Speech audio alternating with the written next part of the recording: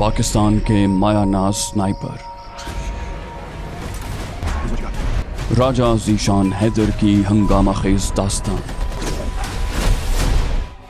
वतन दुश्मनों से नबरदाज़मा राजा ज़ीशान हैदर उर्फ SS और उसके जिगरी यार सरदार खान की मौत की आंखों में आंखें डालकर अपने वतन की बका के लिए जिद्दोजहद। कदम कदम पर सनसनी और असरार के रंग लिए ऐसे वाक़यात कि सुनने वालों के सांस थम जाएं। स्नाइपर और स्पॉटर के बाद हाजिर खिदमत है इसी सिलसिले की नई कड़ी, स्नाइपर का तीसरा हिस्सा शूटर। आपके लिए पेश खिदमत हैं नए हंगामे, पुरानी दुश्मनियाँ, एडवेंचर, एक्शन और वतन के लिए जान कुर्बान करने का अज़्म रखने वाले सरफरोशों की दास्तान। रियाज आकिब कोहलर के कलम से निकला एक लाजवाल किरदार।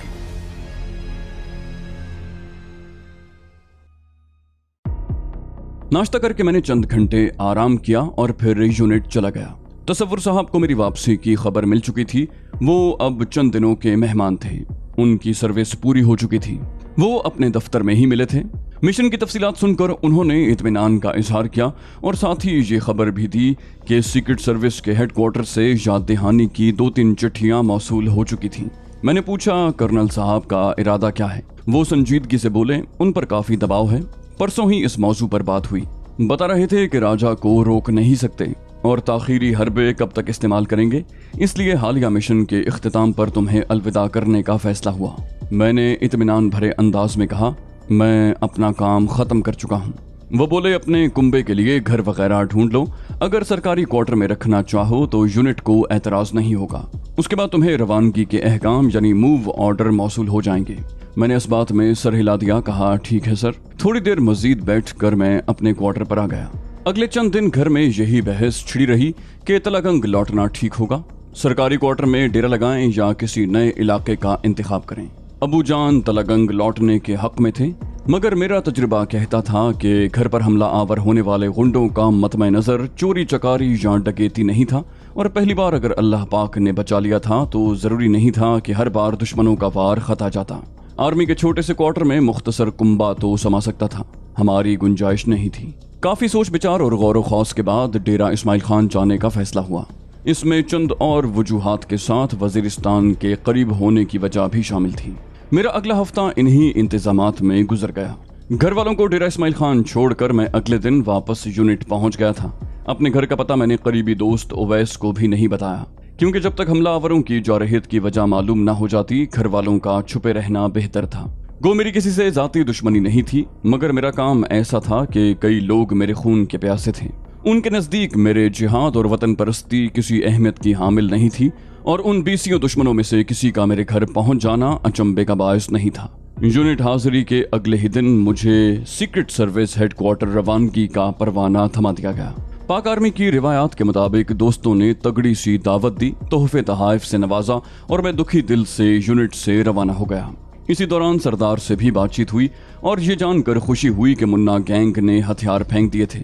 सरदार की वापसी से पहले ही मुझे जाना पड़ गया था। मैंने उसी दिन सीक्रेट सर्विस हेडक्वार्टर पहुंचकर हाजिरी लगवाई। वहां से मुझे मरी ट्रेनिंग स्कूल का मूव ऑर्डर पकड़ा दिया गया। रात हेडक्वार्टर में ही गुजार कर मैं अगले दिन मरी रवाना हो गया। मूवमेंट ऑर्डर जमा करवाते ही जब CI यानी चीफ इंस्ट्रक्टर की तलबी का मुजदा सुनाया गया तो मैं हैरान रह गया, क्योंकि ब्रिगेडियर की सतह के ऑफिसर का मुझसे मिलने की ख्वाहिश करना हैरान कुन था। CI की कुर्सी पर ब्रिगेडियर फहीम अंसारी को देखकर मेरी हैरत दो चंद हो गई।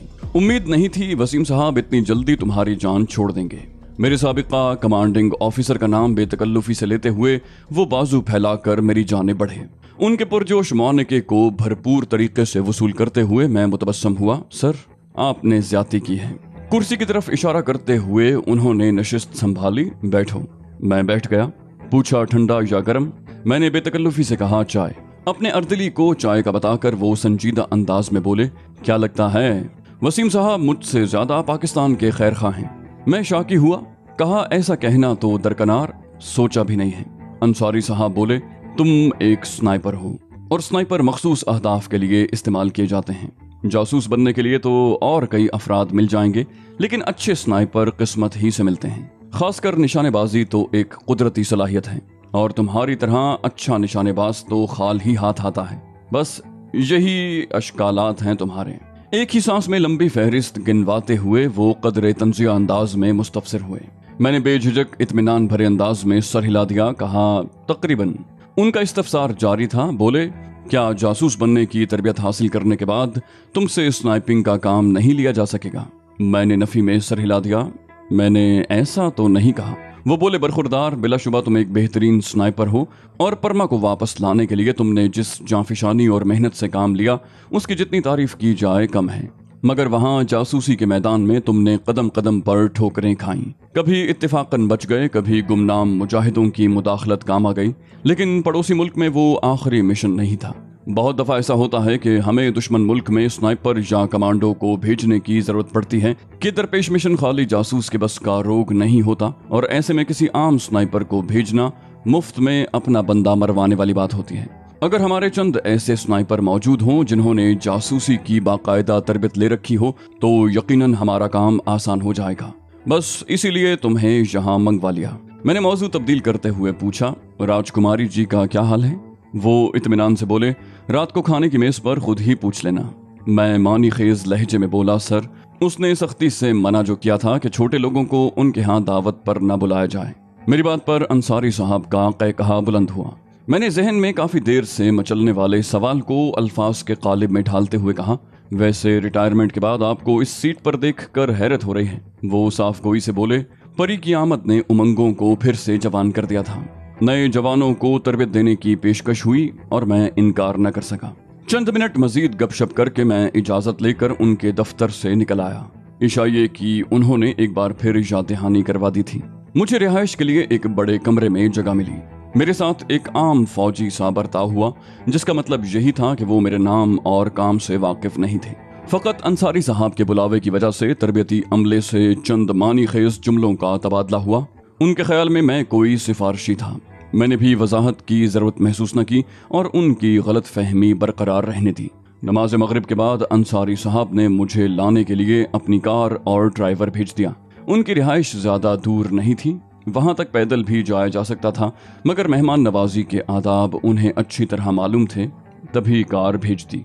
अंसारी साहब ने ड्राइंग रूम के दरवाजे पर मेरा इस्तकबाल किया था। मेरे कंधों पर बाजू रख कर वो अपनायत से मुझे सोफे तक ले गए थे। नशिस्त संभाल कर उन्होंने मुलाजमा को खाना लगाने का कहा। इसी दौरान उनकी बीवी शहनाज बेगम भी आ गईं। रस्मी कलिमात की अदायगी के बाद मैं अंसारी साहब की तरफ मुतवज्जे हो गया, जो कोर्स के बारे में जरूरी हिदायत दे रहे थे। परी अब तक नजर नहीं आई थी। जो ही मुलाजिमा ने खाना लग जाने की इत्तला दी, अंसारी साहब ने परमा को बुलाने का कहा और हम तीनों खाने की मेज की तरफ बढ़ गए। बमुश्किल बैठे ही थे कि परी यानी परमा नमूदार हुई। काली चुस्त जीन्स पर उसने घुटनों तक आती फूलदार कमीज पहन रखी थी। हल्का सा दुपट्टा गले में झूल रहा था। सुनहरे बाल शानों पर बिखरे हुए थे। नजाकत से चलते हुए करीब आई और कुर्सी घसीट कर खामोशी से शहनाज बेगम के पहलू में बैठ गई। अंसारी साहब ने मजाहिया अंदाज में उसका तारुफ करवाया। बोले, इनसे मिलो, राजकुमारी परिवश अंसारी। मुझे इनका बाप होने का फख्र हासिल है। परी की तरफ देखे बगैर मैंने हौले से सर हिलाया, कहा, जी सर। आखिरी मुलाकात इतनी खुशगवार नहीं रही थी कि मैं हंसी मजाक कर सकता। जब वो मेरा एहसान मानने को तैयार न थी तो मुझे भी जबरदस्ती किसी के गले पड़ने का शौक नहीं था। बेटी का रूखा रवैया देखकर उन्होंने मौजू तब्दील करना मुनासिब समझा और बोले, प्लीज शुरू करें। खाने के दौरान शहनाज बेगम और अंसारी साहब हल्की फुल्की गुफ्तगू करते रहे, मगर वो बेएतनाई से बैठी रही। मेरे नजदीक भी वो या उसका रवैया उतनी अहमियत का हामिल न था कि मैं सर खपाता। खाना खाकर वो अंसारी साहब से इजाजत लेकर अपने कमरे की तरफ बढ़ गई। अंसारी साहब ने मुझे रोक लिया था। कोर्स के मुतालिक चंद जरूरी बातें बताकर वो मुस्तफसिर हुए। बोले, तुम्हारे घर पर हमला आवर होने वाले कौन थे? इस बारे में तो कुछ नहीं बताया। मैंने चौंकते हुए पूछा, आप कैसे जानते हैं? उन्होंने मुंह बनाया। बोले, रहने दो यार। मैंने खिसियाते हुए कहा, मेरे ख्याल में तो मामूली चोर उचक्के थे। वो इत्मीनान से बोले, और तुम्हारा ख्याल बिल्कुल गलत है। मैं हैरानी भरे अंदाज में उन्हें घूर कर रह गया। हल्के से तवक्कुफ के बाद वो बोले, क्या सोचा था? तुम्हारी धमकी सुनकर विघ्नेश शुक्ला सहम जाएगा और चुपका बैठा रहेगा। میں نے تصدیق چاہی، کہا تو یہ وگنیش شکلا کا کام ہے۔ انہوں نے اس بات میں سر ہلایا، بولے تمہاری بیوی کو اغوا کر کے وہ پری کی واپسی چاہتا تھا۔ ان لوگوں سے غلطی یہ ہوئی کہ عام مجرموں سے یہ کام لینا چاہا، جنہیں معلوم ہی نہیں تھا کہ کوئی لڑکی یوں ماہر لڑاکا بھی ہو سکتی ہے۔ یقیناً ان کا اگلا وار سخت ہو سکتا تھا، مگر اس سے پہلے تمہارے گھر والوں کو محفوظ مقام پر منتقل کر دیا گیا۔ میں نے پوچھا، پریوش پر تو کوئی حملہ نہیں ہوا؟ انصاری صاحب نے انکشاف کرتے ہوئے کہا، مجھے پہلے سے شک تھا ایسا کچھ ضرور ہوگا، تبھی حفاظتی اقدامات سے لاغرضی نہیں برتی۔ میں نے پوچھا تو پھر کیا سوچا ہے؟ وہ پھیکے سے تبسم سے بولے، ذاتی دشمنی کی وجہ سے تمہیں دوبارہ سرحد پار نہیں بھیج سکتے۔ پہلے دوسرا معاملہ تھا، پریوش کے نہ ملنے نے میری دماغی صلاحیتوں کو معاف کر دیا تھا اور میں اچھے برے کی تمیز کھو بیٹھا۔ میں رسمی انداز میں بولا، خیر ایسی بھی کوئی بات نہیں۔ وہ بولے، بہرحال تم گھر والوں کو محتاط رہنے کا کہہ دو اور تمام ضروری احتیاطی تدابیر پر عمل یقینی بناؤ تاکہ کسی ناگہانی صورتحال سے سامنا نہ ہونے پائے۔ میں نے اس بات میں سر ہلا دیا، کہا جی سر۔ انہوں نے مزید گھنٹہ بھر روک کر پرمغز اور مفید مشوروں سے نوازا اور پھر ڈرائیور مجھے واپس چھوڑ گیا۔ بمشکل بستر تک پہنچا تھا کہ موبائل فون بجنے لگا۔ انجان نمبر تھا۔ کال وصول کرنے پر مترنم آواز سنائی تھی، راجہ بات کر رہے ہوں۔ میں نے بغیر کسی تردد کے پہچان لیا تھا کہ وہ پری ہے، لیکن اسے جتائے بغیر نرم لہجے میں کہا، جی بولیں۔ اس نے کہا، ہمیں پہچان لیا ہے یا تعارف کروانا پڑے گا؟ میں طنزیہ انداز میں بولا، جتنا پہچان لیا ہے اتنا کافی ہے، مزید تعارف کا متحمل یہ غریب سپاہی نہیں ہو سکتا۔ اس نے برہمی ظاہر کی، بولی، جب منع کیا تھا کہ ہمارے گھر تشریف لانے سے احتراز برتا کریں تو آپ کو سمجھ جانا چاہیے تھا۔ میں نے اطمینان سے کہا، یہ ہدایات اپنے والد محترم کو دیں، ایک سپاہی کے بس سے باہر ہے کہ اپنے آفیسر کی حکم عدولی کرے۔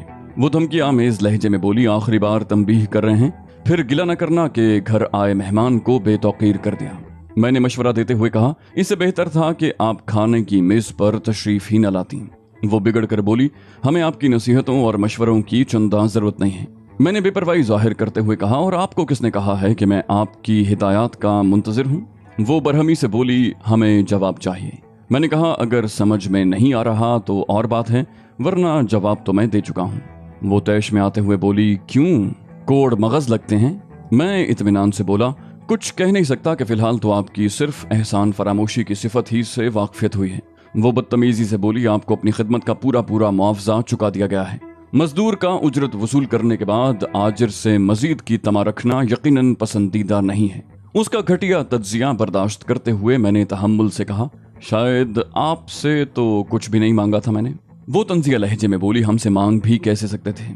بھول گئے ہیں، ہمیں لانے کی ذمہ داری آپ کو پاپا نے سونپی تھی۔ میں ترکی بترکی بولا، تو جس پر احسان کیا ہے اسی کی دعوت قبول کی ہے، آپ کو تو مسئلہ نہیں ہونا چاہیے۔ اس نے کہا، وہ ہمارا بھی گھر ہے اور ہمیں حق حاصل ہے کہ کسی ناپسندیدہ شخصیت کو اپنے گھر آنے سے منع کر سکیں۔ میں نے بے پرواہی سے کہا، والد کی حیات میں اولاد گھر کی ملکیت کی دعوے دار نہیں ہو سکتی۔ یہ کہہ کر میں نے جواب سنے بغیر رابطہ منقطع کر دیا۔ دوبارہ اس کی کال آنے لگی، میں نے پھر کاٹ دی، مگر اس نے ہمت نہ ہاری۔ مجبوراً مجھے کال وصول کرنا پڑی۔ وہ درستی سے بولی، آپ کو جرت کیسے ہوئی ہماری کال کاٹنے کی؟ عجیب بات یہ تھی کہ لہجہ جتنا بھی تند و تیز اور بدتمیزی سے بھرا ہوا تھا، اس نے تمہارا کہنے سے گریز کیا۔ میں نے ہنسی ضبط کرتے ہوئے کہا، یقیناً آپ کو ماہر نفسیات کی اشد ضرورت ہے۔ وہ بولی، راجہ ذیشان حیدر صاحب، آخری بار متنبہ کر رہی ہوں، اگر عزت پیاری ہے تو ہمارے گھر آنے سے گریز کرنا۔ یہ کہتے ہی اس نے رابطہ منقطع کر دیا۔ اس کا انداز بالکل کسی چھوٹی بچی کا سا تھا۔ کبھی لگتا گفتگو کا موضوع مجھے تنبیہ کرنے کی بجائے بس گپ شپ کرنا تھا۔ میں نے زیادہ دیر ان فضول سوچوں میں سر کھپانے کی بجائے پلوشہ سے گپ شپ کرنا ضروری سمجھا۔ فوجی تربیت میں صبح سویرے فزیکل ٹریننگ کا پیریڈ اور دوران کورس فائرنگ کی مشق ایسے ایونٹ ہیں جو تقریباً ہر کورس کا حصہ ہوتے ہیں۔ اس کی وجہ یہ ہے کہ جہاں ایک فوجی کو جسمانی لحاظ سے صحت مند اور چاق و چوبند رہنا ضروری ہے، وہیں اسے ہتھیاروں کے استعمال کے بارے میں بھی جاننا بہت اہم ہے۔ اس کے علاوہ متعلقہ کورس کے اسباق ہوتے ہیں جن پر سب سے زیادہ زور دیا جاتا ہے۔ کورس میں ہمارے ساتھ ہر رینک اور عہدے کے فوجی شامل تھے۔ ان میں سپاہی سے لے کر آفیسرز تک موجود تھے۔ دوران تربیت آفیسرز اور نچلے رینک کی کوئی تخصیص نہیں ہوتی، بلکہ آفیسرز کو کچھ زیادہ ہی رگڑا ملتا ہے۔ یہ کورس میرے لیے بالکل انوکھا اور عجیب و غریب تھا۔ दौरान तरबियत मुझे मालूम हुआ कि गुज़श्ता मिशन में मैं कैसी कैसी फाश गलतियों का मुर्तकिब होता रहा। बिलाशुबा जिसे अल्लाह रखे उसे कौन चखे कि मिस्ताक मैं बखैरियत वतन लौट आया था, लेकिन जंग की तैयारी और दुश्मन के खिलाफ तैयारी का हुक्म भी शरीयत ही देती है। कोर्स में हमें दुनिया की अहम एजेंसियों की कार्रवाइयों के तरीक़ाकार के बारे में तफसीलन पढ़ाया गया। पड़ोसी मुल्क में बोलने वाली चीदा चीदा ज़बानों से वाक़फियत दिलाई गई। ख़ास तौर पर हिंदी रस्मुल ख़त सिखाया गया। मुख्तलिफ पेशों और कारोबारी अफराद की नफ्सियात से आगाह किया गया। हमें भिकारी, नशई, सब्जी फरोश, मालशिया, सेल्समैन, ड्राइवर, कंडक्टर, पागल, मजजूब, गुंडा, दलाल, शराबी और जाने क्या क्या बनने के तरीक़े सिखाए गए। इसके अलावा भी बहुत कुछ ऐसा सिखाया गया जिसके बारे में बताना मुनासिब नहीं। फायरिंग में हमें मुख्तलिफ किस्म के पिस्तौलों और रिवॉल्वर के मुताल्लिक मालूमात देने के अलावा दस्तयाब पिस्तौलों वगैरह से फायर भी करवाया गया। पिस्तौल ऐसा हथियार है जो उमूमन सिर्फ ऑफिसर्स ही को जारी किया जाता है और आम सिपाहियों या छोटे रैंकों में चंद मखसूस अफराद को उससे वास्ता पड़ता है। और पिस्तौल चूंकि करीबी लड़ाई में ही कारआमद है, इसलिए जासूस का उससे चोली दामन का साथ है। बाकी फ़नून में मैंने बिलाशुबा इंस्ट्रक्टर से बहुत फ़ायदा उठाया और अपनी अच्छी यादाश्त की बदौलत नुमायां शागिर्द रहा। मगर फायरिंग ऐसा शोबा था जहां उनकी बतलाई हुई बातें मेरे लिए किसी अहमियत की हामिल न थीं और मैं जो जानता था मेरे उन उस्तादों को भी मालूम न था। अलबत्ता मैंने कभी बेपरवाही या लागर्जी का मुजाहरा नहीं किया था। अलबत्ता पहला दिन छोटा सा वाक़या पेश आया था। उस दिन अंसारी साहब शूटिंग रेंज पर आए। तब हमारा वेपन इंस्ट्रक्टर फायरर्स की पोजीशन ठीक कर रहा था, क्योंकि हमसे पहले जिस डिटेल ने फायर किया था उनका फायर कुछ अच्छा नहीं हुआ था। करीब आकर उसने मेरी कोहनियों से खम निकालते हुए कहा, जवान, अच्छा फायर करने के लिए ज़रूरी है कि तुम हथियार को सही तरीके से पकड़ना जानते हो और तुम्हारी जिस्मानी हैयत भी फायर के लिए मुनासिब हो। उसी वक्त अंसारी साहब की नज़रें मुझसे मिली। उनके लबों पर तबस्सुम नमदार हुआ। शायद उन्हें हमारे उस्ताद की सादगी पर हंसी आई थी या शायद मेरी दुर्गत बनती देख कर मुस्कुराए थे। मेरे होंठों पर भी बेसाख्ता मुस्कुराहट उभरी, जिसे उस्ताद ने मेरी तंजिया हंसी समझा। वो धीमे मगर कदरे सख्त लहजे में बोला, जवान, सीआई फायरिंग देखने आए हैं। दांत निकालने के बजाय अगर सीखने पर तवज्जो दो तो बेहतर रहेगा। मैंने तकरार से गुरेज करते हुए कहा, यस सर। तभी अंसारी साहब करीब आकर मुझे मुखातिब हुए, जवान, पिस्तौल की मैगजीन में कितनी गोलियां हैं? मैं मौतबाना अंदाज में बोला, सर फिलहाल तो 10 हैं। वो बोले, 1 मिनट वक्त है और 5 अहदाफ के सरों में 2-2 गोलियां मारना है। ये कहकर उन्होंने अपनी कलाई सामने की और घड़ी पर नजरें जमाते हुए हल्के से तवक्कुफ के बाद बोले, टाइम स्टार्ट। तो दोस्तों, ये थी हमारी आज की एपिसोड। उम्मीद करते हैं आपको हमारी कहानी पसंद आई होगी। जाने से पहले इस वीडियो को लाइक कीजिए और शेयर करना मत भूलिए। कमेंट करके हमें बताइए कि आपको हमारी वीडियो कैसी लगी। और अगर अभी तक आपने इस चैनल को सब्सक्राइब नहीं किया तो इसे सब्सक्राइब कीजिए और बेल आइकन दबाकर ऑल नोटिफिकेशंस ऑन कर लीजिए।